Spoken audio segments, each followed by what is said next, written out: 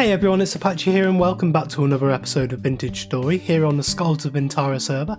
Thank you very much for joining me today and continuing to show your support for the series. If you do enjoy this episode, please leave a like and a comment, and if you're new to the channel, don't forget to subscribe as well.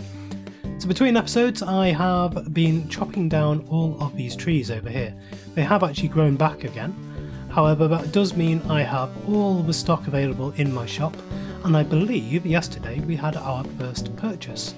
So if I look in the payment system here, Ashantin gave us an extremely good or generous deal for some acacia wood and gave us a bucket full of honey, 8.25 litres of honey.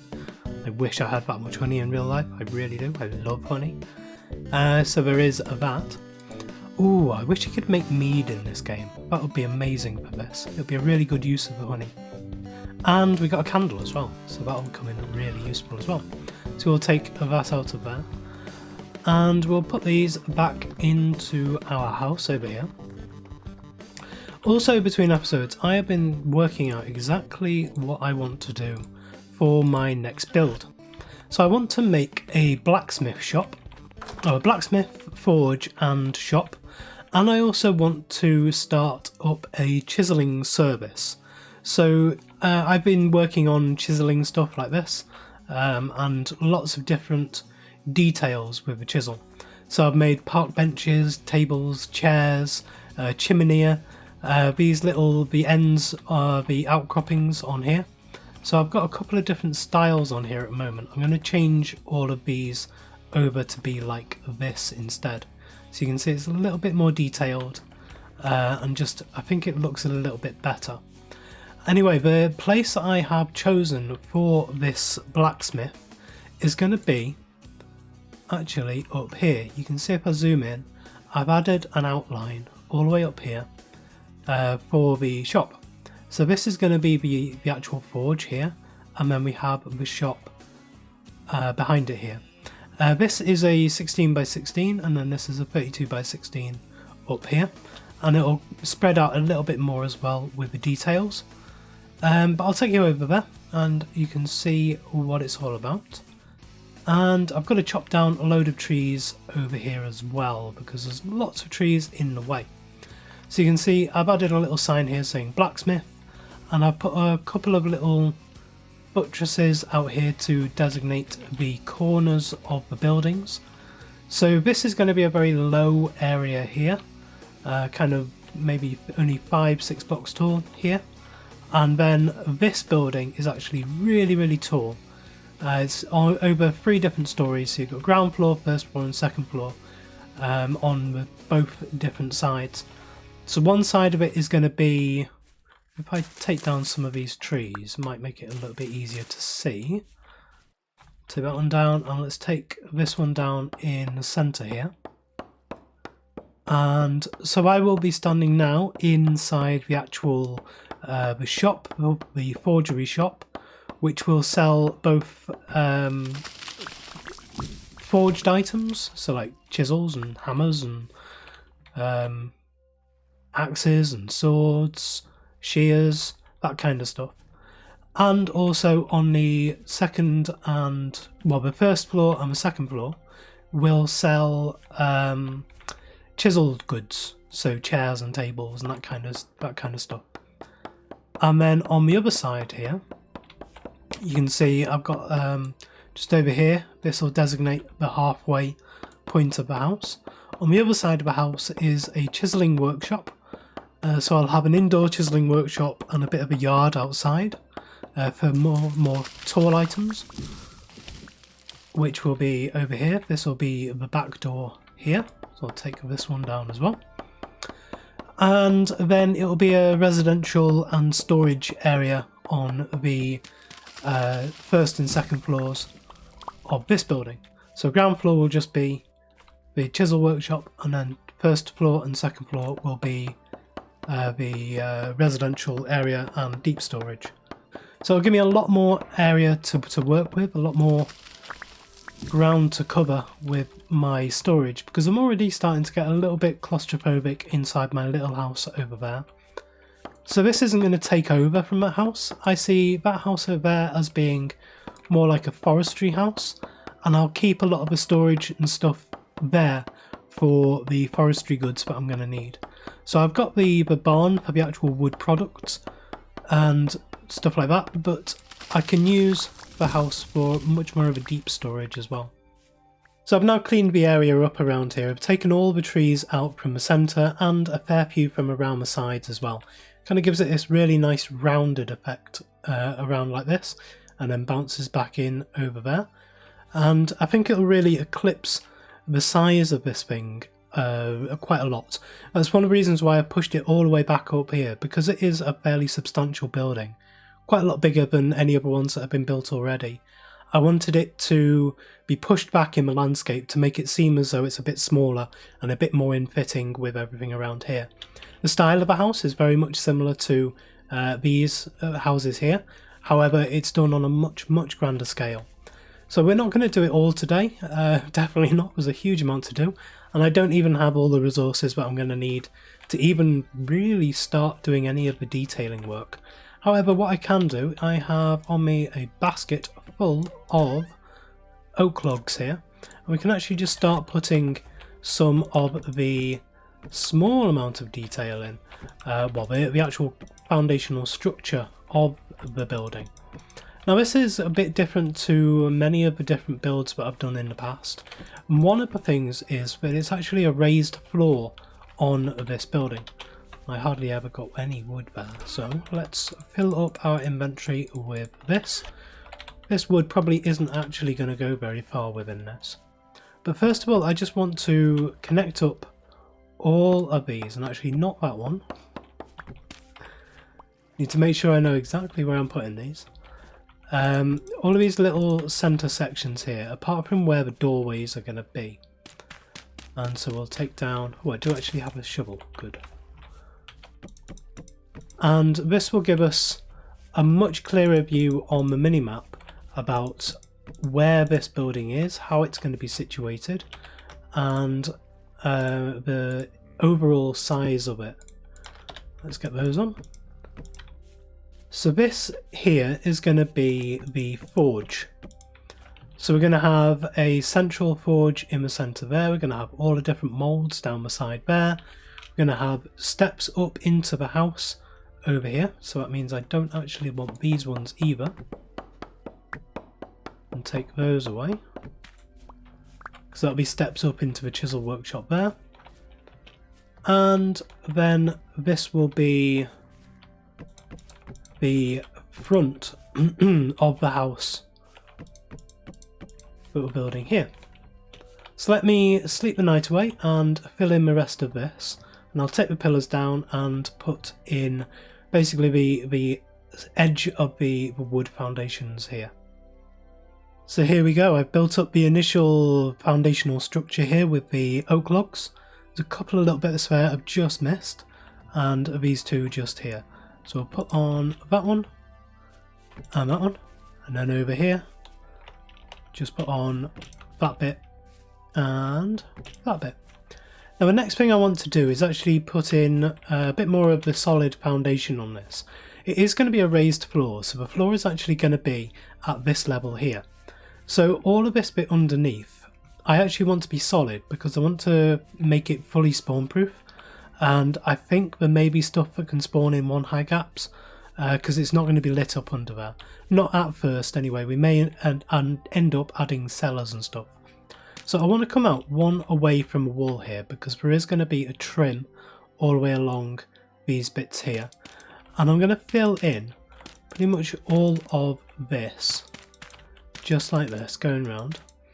I won't do it all now because there is some other stuff that I want to go through, and I want to try and find today so we can actually start building the trims, because I want to start building these out of polished shale, which will be the trim around the outside. Underneath the I'm going to put fences in just here, and then underneath the fences and behind the fences there's going to be the shale. So I've just run out of the dirt there, so we can run back home. we can grab some of the pine fences that I'm going to need. I think I have tons of those. And we can start putting those around the bottom.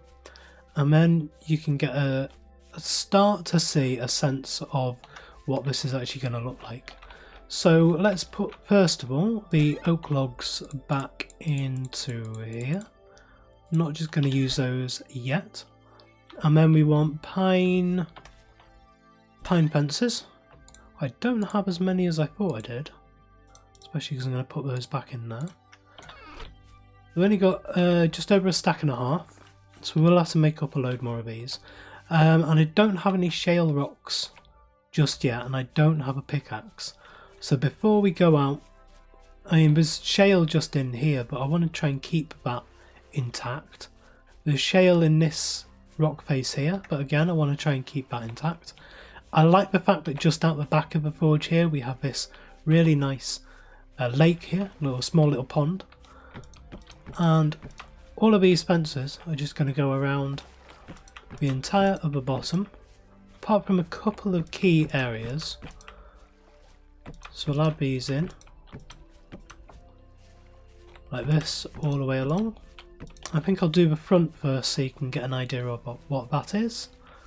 So let's put it around here, because these bits are just going to be open at the back, and this is going to be essentially an open air area with a roof on it, but it's going to be very, very well ventilated, very open. And I've started taking away all the grass here as well to try and save as much of that as I can. So there is the initial area of it there, and we'll put in these ones as well. We'll leave this open and we'll put those in there. And so this is going to be the area for the forge now. So you can start to see kind of what it's going to look like with a birch and kapok slabbed roof going up to there and down back to here.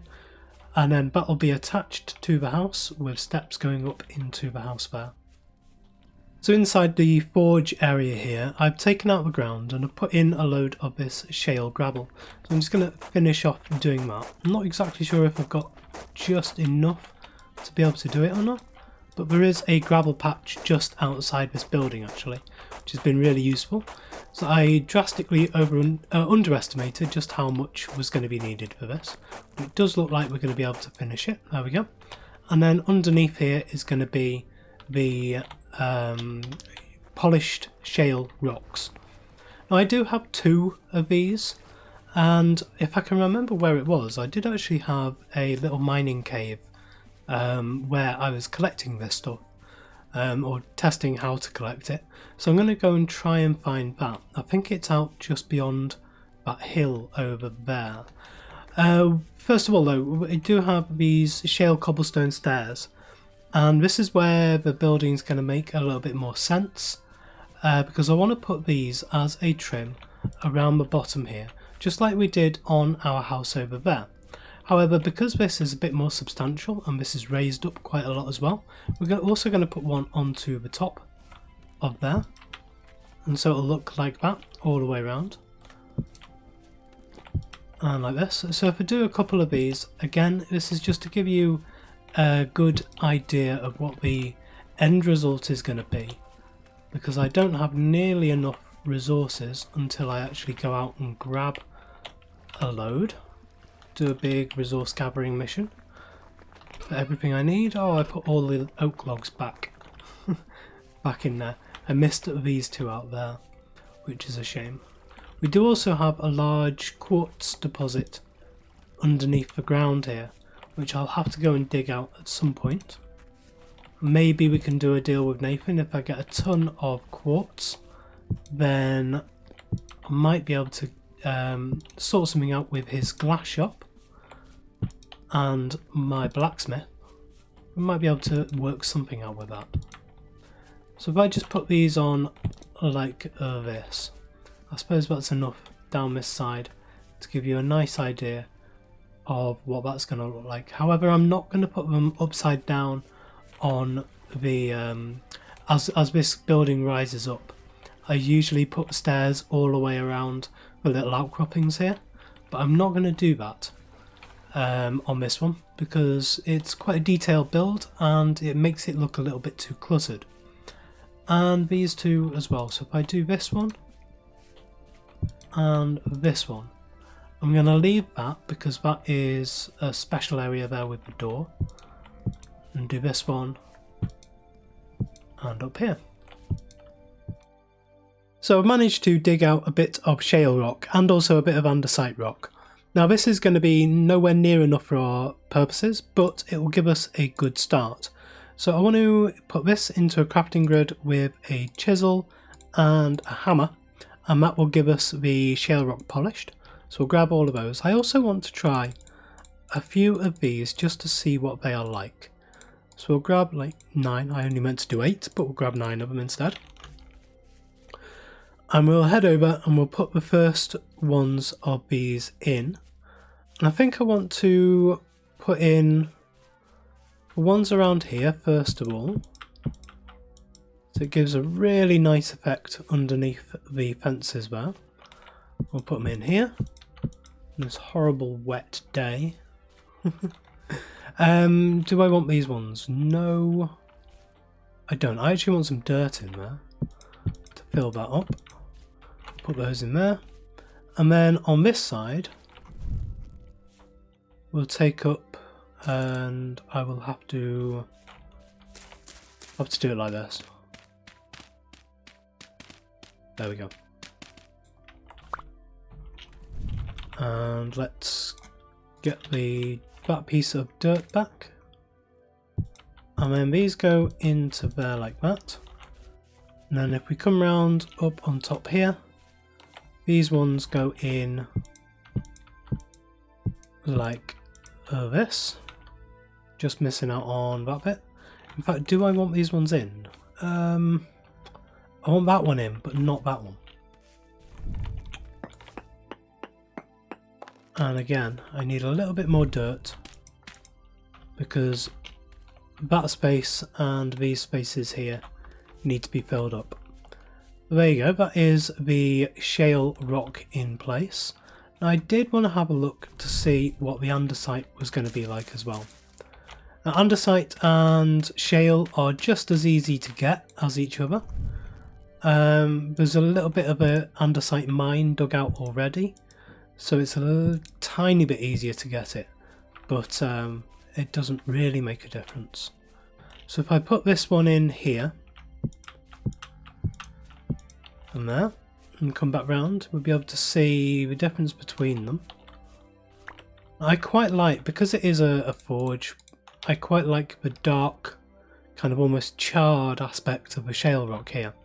So that is that. If I take the GUI off as well, you'll be able to see it in full. So that is that. And then this is the andesite. I'll take that away. Now it is quite nice. It actually makes it pop a little bit more than on this side. This side's a bit more muted, and this side is a bit more bold.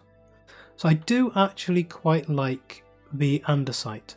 I think what I'm going to do is between episodes I'm going to swap out all the shale in my creative build for andesite and just see what that looks like. And I'll make my decision between episodes because I need to go out and mine a load of this stuff, and it'll make a difference between whether I mine out all the andesite or all of the shale, because I'm not going to get both. So I think one of the last things I want to do today on this is, first of all, I have some pine gates, so we can put the pine gates in there and in here. I have a load of pine planks, some pine stairs, and I have an entire chest full of oak planks here, and that is going to be the floor for the ground floor here. So these planks, these pine planks, are going to go on here as a bit of a decking for the front door. I'll have to take out a couple of these to put stairs in, and they will come all the way around like that. Grab some more. And one thing this is also going to have in it as well is a trapdoor, a set of 4 trapdoors, just there. And that will lead down to a storm cellar. And we'll put these bits in there, like that. So now I want to take out, I suppose, at least these 4. And place in pine stairs. And so that is our decking. That'll have some fences wrapped around it as well. And then over here we want to put in the stairs which will lead up into the house, and put some of this away. Don't have a huge amount I can do. Ah, these are facing the wrong way.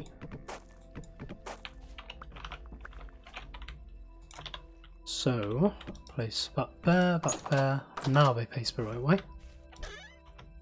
So let's get a load of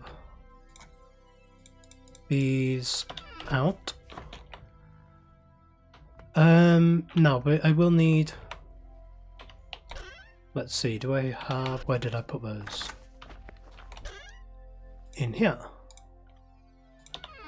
Right, let's actually sort this out just a bit. I don't need the oak logs. There we go. I will need those ones there. And so now, all of this gets covered over with these oak logs. Now, actually, I'm not going to cover that one just yet. I'm going to leave the edge clear because, again, I don't exactly know which ones I'm going to use out of the andesite and shale, but everything else can be covered over with this oak. It's when you do this that you realise just how much there actually is to do on this. You come all the way along and then you think, oh, I've got to do that so many more times. There's not really a quick way of doing this. To be honest, even in creative there's not really a quick way of doing it, because the world edit tools are sadly lacking.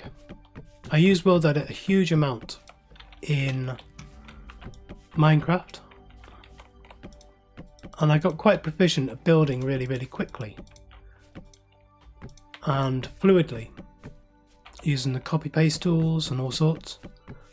But in this game, the copy paste tools are very difficult to use, very counterintuitive, and nothing really works as you expect it to, especially if you've come from Minecraft. I suppose if you just started learning this and this was the first experience you'd ever had with this kind of open world sandbox, world building, terrain generation type game, then you'd pick it up fairly quickly, I think. But it's not just as simple as / copy / paste, like moving along a couple of blocks. And you can't really select an area and then do replace air with pine or with oak logs like you can with Minecraft World Edit. And I really wish that instead of trying to reinvent the wheel, they'd just taken the raw concepts of a Minecraft World Edit and just said, yeah, this works. This works really well. It's really intuitive. It does everything it's supposed to. It's really easy to use. It's really easy to pick up. And there's some masteries to it which are more difficult. But even then, it's just a fluid system of working. Instead of saying, we're going to have these really convoluted commands that don't really make sense, and we're going to make the copy-paste system ridiculously difficult to use, and we're going to make it so that you don't really know exactly where it's going to paste in at all when you actually do paste something from a clipboard. Yeah, that's my little rant there. It's just really annoying. So I want a Minecraft world edit clone for this game. It would be brilliant. If there's any modders out there who are willing to try and give that a go, that would be greatly appreciated, and would mean we could build much faster, much easier, and we could test out concepts for various different things, building styles, different farms, like automated farms, AFKable farms, much easier. So there we go. There is the outside of all of this done, and just put these bits on there. And I think that is where I'm going to leave it today. Next episode, I'm actually planning on doing a large scale time lapse of me building this up. And that will consist of me needing to go out and get another copy of the game so I can get a camera account on the go and actually do a proper third person time lapse like some of the stuff you may have seen in my other series before. So yes, thank you very much for joining me today. If you did enjoy this episode, please leave a like, comment and subscribe on the video and to the channel, and I will see you next time.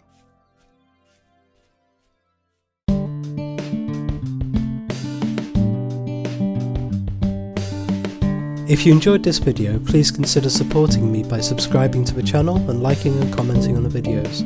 Thanks. See you next time.